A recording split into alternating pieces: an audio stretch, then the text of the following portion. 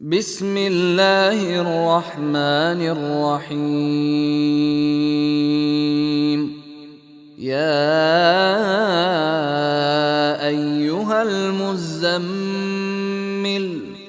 قم الليل إلا قليلا نصفه أو انقص منه قليلا أو زد عليه ورتل القرآن ترتيلا. إنا سنلقي عليك قولا ثقيلا.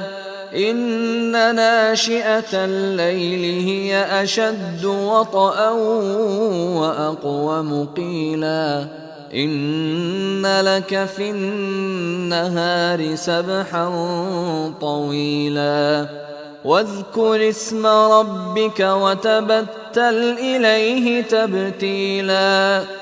رب المشرق والمغرب لا إله إلا هو فاتخذه وكيلا. واصبر على ما يقولون واهجرهم هجرا جميلا. وذرني والمكذبين أولي النعمة ومهلهم قليلا. إن لدينا أنكالا وجحيما وطعاما ذا غصة وعذابا أليما. يوم ترجف الأرض والجبال وكانت الجبال كثيبا مهيلا.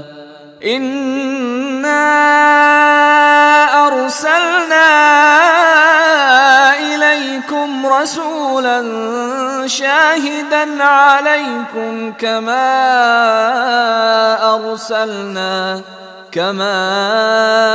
أرسلنا إلى فرعون رسولا.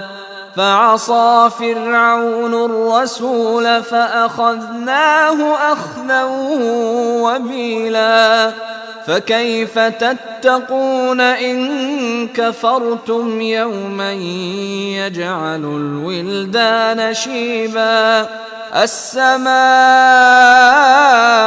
منفطر به كان وعده مفعولا. إن هذه تذكرة فمن شاء اتخذ إلى ربه سبيلا. إن ربك يعلم أنك تقوم أدنى من ثلثي الليل ونصفه وثلثه وطائفة